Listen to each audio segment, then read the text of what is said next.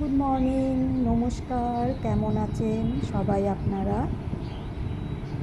মিমির মিষ্টি আলাপের আরেকটি নতুন ব্লগে আপনাদের সবাইকে স্বাগত। আজ রবিবার সকাল থেকেই শুরু করলাম আজকের ব্লগটি। এই বছরের বর্ষার সিজনে আজ প্রথম বরমশাইয়ের পাতে পড়বে আমার নিজের হাতে রান্না করা ইলিশ। তাই বরমশাইয়ের বাইকের পেছনে বসেই রওনা দিলাম বাজার। তবে বাজার যাওয়ার আগে ওই বরমশাই বললেন একটু পার্লার যাবে, কারণ তার নাকি আজ একটু সময় হয়েছে ট্রিম করানোর।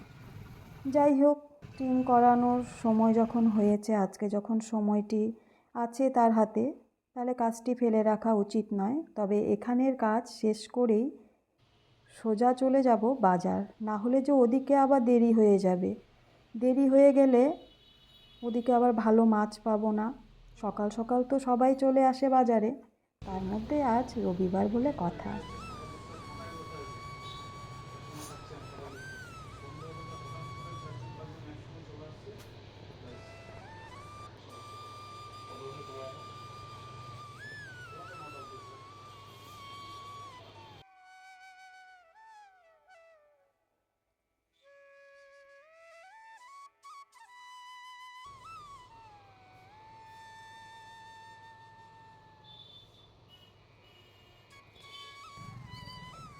তো হয়ে গেছে এখানের কাজ, এবার আমরা সোজা বাজারে রওনা দিলাম।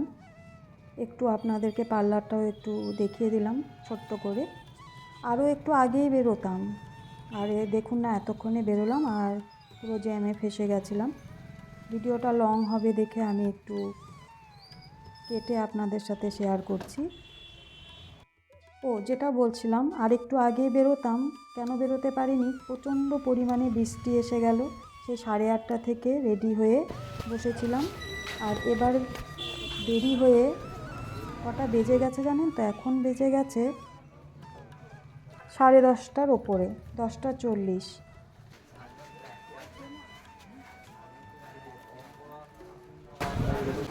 গরম পরোটা কেমন ভালো হবে? এটা 50 টাকা দাম করে, এটা 25 টাকা করে। ময়ূরটাই দিন, দুটো দিন। মাছ লাগতো? না না, বার্গেন্ডি কালার হয়ে গেছে না।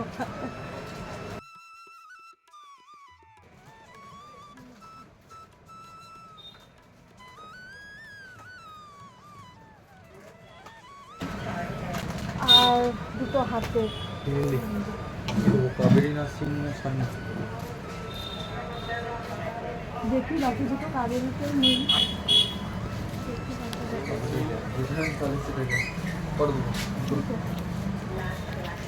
কত করে দাও? আরেকটা দিয়ে দিন।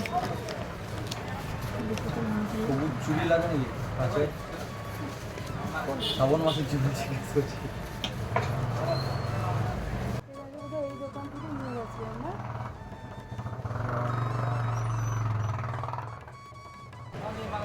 কানের দেখি একটু, পরে দেখবো। দেখিনি না, দাঁড়াও 2 মিনিট টাইম লাগবে। 3 সাইজের একটা রাখবে, বুঝলে? আর এই যে কালারিং টিপের পাতাগুলো কত করে? 5 টাকা কত? একটা দিয়ে দিন। আমার বাজার এই সাইজে ঠিক।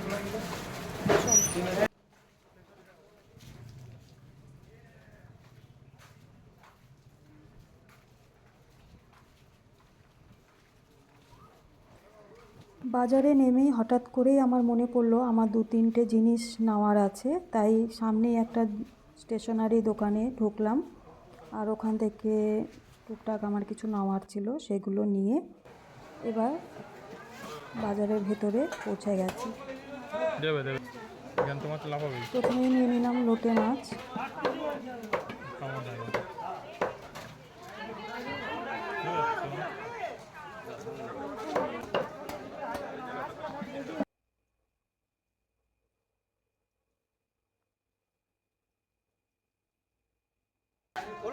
শোল কত করে?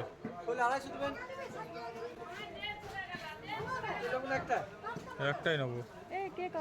কেটে দেবে। ছোট ছোট ছোট ছোট ছোট ছোট এটা ছোট আছে আই ইলিশ প্রচুর বিক্রি হয় 500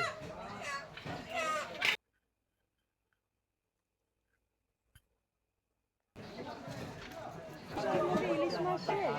অনেক ইলিশ এসে লাগে আই ইলিশটাই বেশি বিক্রি আমরা ইলিশের জন্য এলাম। ইলিশ নেবেন ব্যবস্থা করে দিতে হবে কত করে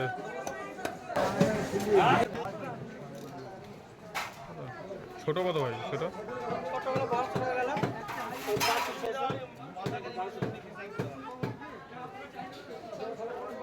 না তো মুখে লাগবে না তোমার একটাও ভালো হবে ছোটটা না ছোট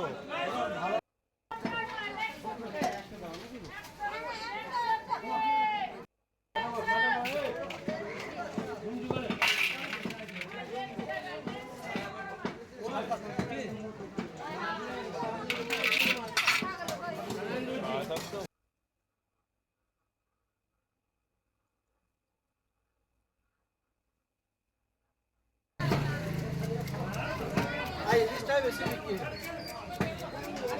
কত করে 1400 টাকা 1400 টাকা দিচ্ছি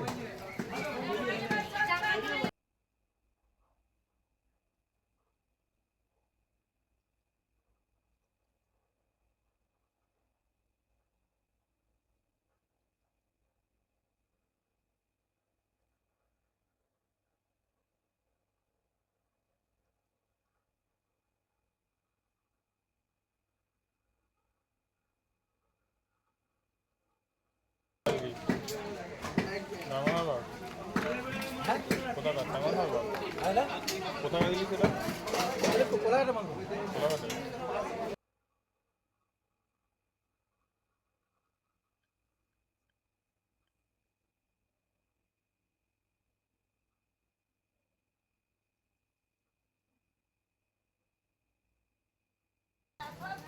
মাথায় লাগে মাথা লাগে মাথাটা ছোট করো না।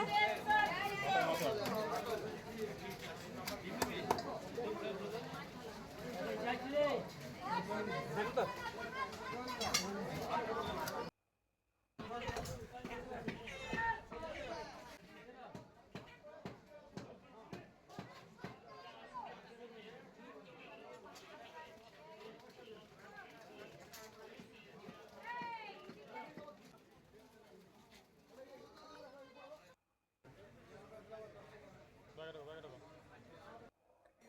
তো হয়ে গেছে মাছ কেনা।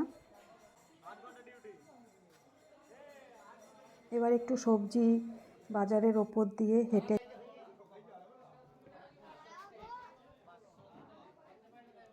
যাচ্ছি।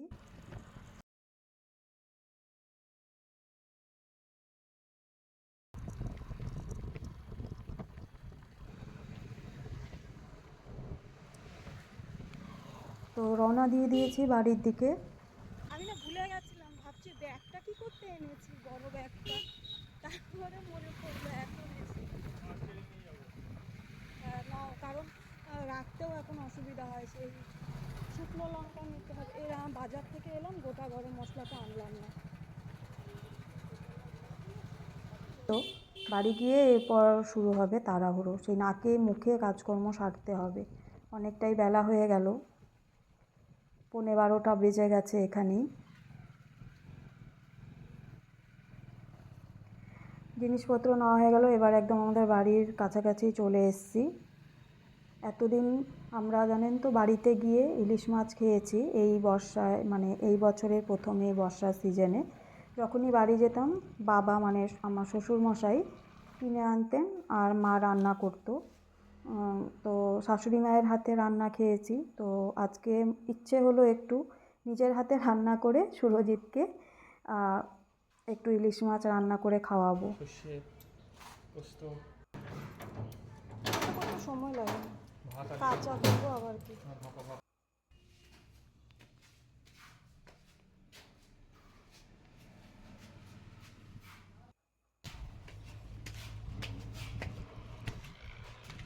তো যাই হোক, বলে দিয়েই গেল ভাপা খাবে ইলিশে। তো ঠিকই আছে, সময় তো বেশি লাগবে না। আর এইদিকে দেখুন, ছাদে যাচ্ছি, দেখে হয়তো বুঝতেই পারছেন বাড়িতে কাজ হচ্ছে।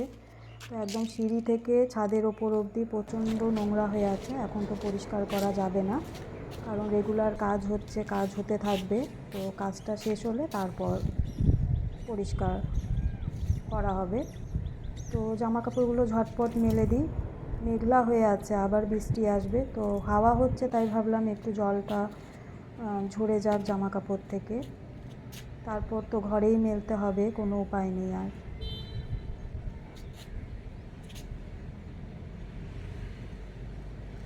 বাজার না গেলে আর একটু সকাল সকাল হয়তো মেলা হয়ে যেত জামা কাপড়গুলো। তো যাই হোক, একটু খেয়াল রাখতে হবে যাতে বৃষ্টি না নেমে যায়। বৃষ্টি নেমে গেলে আবার মানে এই খাটনিটাই বেকার হয়ে যাবে। আবার দৌড়ে দৌড়ে উঠতে হবে ছাদে, উঠে আবার সমস্ত কিছু জামা কাপড় তুলে নিয়ে যেতে হবে। আর কি হাওয়া দিচ্ছে দেখুন, প্রচণ্ড হাওয়া দিচ্ছে, মানে জামা কাপড় মেলতে পারছি না, এত হাওয়া দিচ্ছে। জামা কাপড়গুলো আগে মেলি, তারপর তারটা অনেকটাই নিচে নেমে গেছে, নিচের দিকে ঝুলে আছে। তো কতটা নিচের দিকে নেমে আছে দেখে তারপর না, ওই মিস্ত্রি কাজ করছে তাদেরকে ডেকে বলবো একটুখানি এটাকে একটু উঁচু করে দিতে। ভীষণ অসুবিধা হয় এভাবে জামা কাপড় মেলতে। একটা জিনিস খেয়াল করলেন তো, বালতিতে দেখালাম কত রং উঠেছে। আপনাদের দাদা ভাইয়ের গেঞ্জি থেকে রং উঠেছে কতটা। এটা হচ্ছে আমাদের বাড়ির সামনের দিকটা। সামনের দিকে একটা রাস্তাও আছে বাড়ির ঠিক গেটের সামনে। আর ওটা হচ্ছে ওই পাশটা আর কি, ওই পাড়াটা বলতে পারেন। আর এটা হচ্ছে বাড়ির পেছন দিকটা। বাড়ির পেছনে আমাদের একটা যেরকম পুকুর আছে বাড়ির পেছনে, তারপরে কিন্তু হাই রোড আছে। হাই রোডে ট্রাক গাড়ি সব চলাচল করছে। এটা অনবরত সারা দিন রাত এখান থেকে গাড়ির চলাচলের আওয়াজ শুনতেই পাওয়া যায়। আর এই যে একটা মন্দির আছে এখানে, এই মন্দিরের ফ্রন্টের দিকটা হচ্ছে ওই হাই রোড দিয়ে গেলে পাওয়া যায়। এটা হচ্ছে শ্রী শ্রী অনুকূল ঠাকুরের মন্দির। আর এই যে গাছগুলোর মাঝখানেই পুকুর আছে। পুকুরটা হয়তো ক্যামেরায় বোঝা যাচ্ছে না, এত গাছপালা জঙ্গল হয়ে গেছে বলে।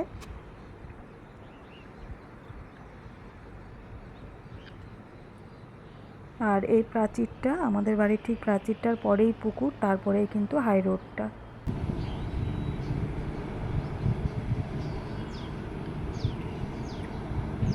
তো চলুন এবার একটু মিস্ত্রিদের ডেকে বলি, আমার তার কাপড় জামাগুলো নেলা একদম নিচের দিকে নেমে আসছে। জিন্সের প্যান্ট দেওয়া, তো জিন্সের প্যান্ট দিলে তো এমনিই ভারী থাকে, বেড কাভার দেওয়া আছে। তো একটু যদি মানে রশিটাকে যদি তুলে দেওয়া যায় তাহলে খুব ভালো হয়। দেখি পারে কি না, গিয়ে বলে দেখি।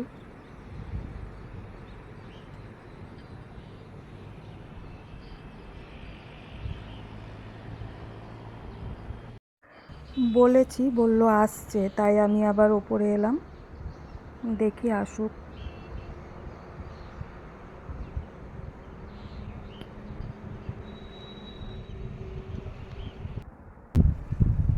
বেশ ভালো হয়েছে, করে দিয়েছে। প্রথমে ইট দিয়েছিল, ইট দিয়ে হচ্ছে না দেখে পরে এই বালুর বস্তাটা এনে তার মধ্যে এই বাঁশটাকে গেঁথে দিয়েছে, এটার মধ্যে আটকে দিয়েছে বালুর বস্তা দিয়ে। এবার বেশ দেখুন টানটানো হয়েছে, কি হাওয়াটাই না দিচ্ছে। তো চলুন এবার নিচে যাই ঝটপট, মাছ ধোয়া বাকি আছে, তারপর রান্না করব, অনেক দেরি হয়ে গেছে।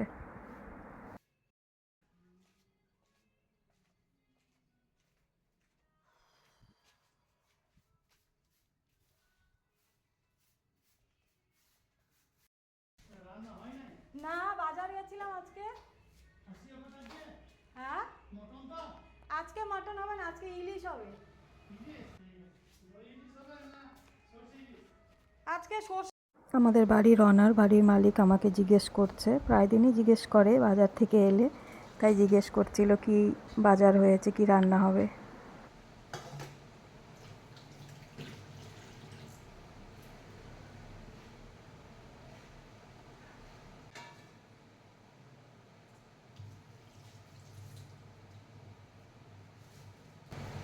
লোটে মাছ, শোল মাছ, আর এই যে ইলিশ মাছ।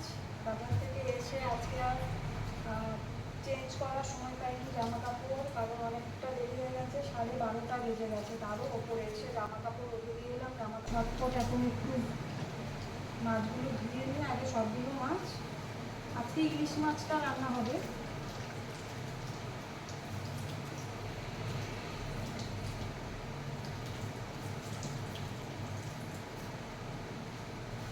আগে ইলিশ মাছটা ধুয়ে নিই, ইলিশ মাছটা তো নরম হয়, ইলিশ মাছটা আগে না ধুয়ে পরে। অসুবিধার বাজারটাই গেছিলাম, বড় বাজারটা গিয়েছিলাম, ওখান থেকেই মাছগুলো নিয়ে আসা হয়েছে। কাছের এই যে মানে একটা ছোটো হাটের মতো একটা বাজার বসে ঠিকই রবিবারে আর বৃহস্পতিবারে, কিন্তু এই ধরনের মাছগুলো আবার এখানে পাওয়া যায় না, শুধু কাতলা মাছ আর রুই মাছ পাওয়া যায়। তো সেই জন্য ভাবলাম, সকাল থেকে ইলিশ মাছ অনেক ছিল, আমাদের একটু বৃষ্টি এসে গেছিলো বলে যেতে দেরি হলো।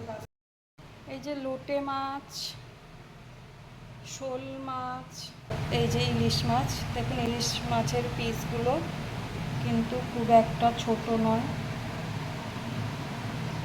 তো এবার দাঁড়ান, তাড়াতাড়ি করে রান্নার প্রস্তুতি নিচ্ছি। মাছগুলো রেখে দিই। শোল মাছটা এই কন্টেনারটায় রাখি। ডিম আছে দেখুন, শোল মাছেরও হয়ে গেল। তাতে লোটে মাছগুলো রেখে দিই। লোটে মাছ বেশি নেই, তাই এই ছোটো কন্টেনারটাই নিলাম। আর এটাতে রাখবো ইলিশ মাছ। ইলিশ মাছের মাথাগুলো আগে রাখি। এখানে লেজা মাথা শুদ্ধ, এই যে লেজা মাথা শুদ্ধ রেখে দিলাম। 4 টুকরো মাছ আর মাথাটা, আর এই 4 টুকরো মাছ আজকে রান্না হবে।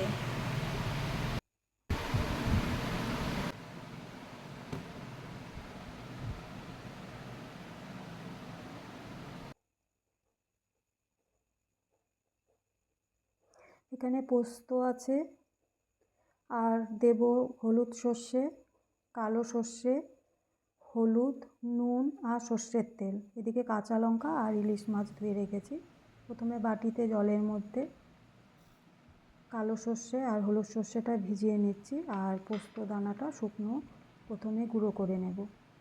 তারপর সর্ষেগুলো দিয়ে জলটা ছেঁকে নেব আগে, দিয়ে তারপর কাঁচা লঙ্কা দিয়ে বেটে নেব, মানে পেস্ট করে নেব।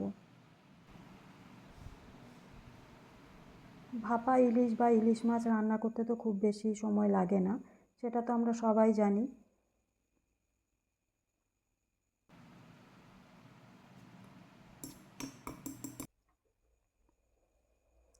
কাঁচা লঙ্কা এখান থেকে নিয়ে দিয়ে একটু সর্ষের তেল দিয়ে খুব ভালো করে পেস্ট করে নিলাম, একদম মিহি করে পেস্ট করে কিছুটা এখানে দিয়ে একটুখানি ছড়িয়ে নিয়ে তারপর ইলিশ মাছগুলোকে এভাবে বসিয়ে দিয়ে তার উপরে আবার অর্ধেকটা দিয়ে দিলাম পেস্ট, সর্ষে পোস্তর পেস্ট। আর অর্ধেকটা পেস্টের মধ্যে আমি হলুদ গুঁড়ো আর স্বাদ অনুযায়ী নুন, হলুদটা খুব বেশি দেইনি কারণ হলুদটা খুব বেশি দিলে তেতো হয়ে যাবে, দিয়ে একটুখানিভাবে গুলে নিলাম, নিয়ে ওপরে এভাবে ছড়িয়ে দিচ্ছি। এবার ঢাকনাটা চাপিয়ে দেব, তার আগে একটু সর্ষের তেল দিলাম। হ্যাঁ, একটু বেশি করে দিলাম সর্ষের তেলটা, আর এখানে 4টে কাঁচা লঙ্কা দিয়ে দিলাম। এবার ভাপে বসিয়ে দিলাম, ঢেকে মিডিয়াম আঁচে কুক করে নিয়েছি আমি এটা। মিডিয়াম আঁচে 10 মিনিট, আর 10 মিনিট একদম লো ফ্লেমে কুক করে ওখানেই রেখে দিয়েছিলাম। গ্যাসের চুলা বন্ধ করে কিছুক্ষণ রেস্টিং টাইমে রেখে দিয়েছিলাম ঠান্ডা হওয়ার জন্য। তারপর খাওয়ার আগে নামিয়ে নিয়ে এসেছি, আর টিফিন কারিটা খুলে আপনাদের সামনে পরিবেশন করে দেখাচ্ছি। দেখুন কতটা লোভনীয় হয়েছে দেখতে, খেতে কিন্তু অসাধারণ হয়। এভাবে অবশ্যই বাড়িতে একবার তৈরি করবেন। তো ফাইনালি তৈরি হয়ে গেছে আমাদের সর্ষে পোস্ত ইলিশ ভাপা। ঝালটা আছে? হ্যাঁ ঠিক আছে, ভালো হয়েছে। তো আজকের ব্লগটি আমি এখানেই শেষ করছি। যদি ভালো লেগে থাকে আজকের ব্লগটি, তাহলে একটু লাইক, কমেন্ট আর শেয়ার করে পাশে থাকবেন। আর সবার কাছে একটু অনুরোধ থাকলো, চ্যানেলটিকে একটু সাবস্ক্রাইব করে পাশে থাকার জন্য। সবাই ভালো থাকবেন, সুস্থ থাকবেন, সাবধানে থাকবেন, প্রত্যেক দিনের প্রত্যেকটি মুহূর্ত খুব আনন্দে কাটান। আবার আপনাদের সাথে দেখা হবে আরেকটি নতুন ব্লগের সাথে। সবাইকে অনেক অনেক ধন্যবাদ, অনেক অনেক ভালোবাসা।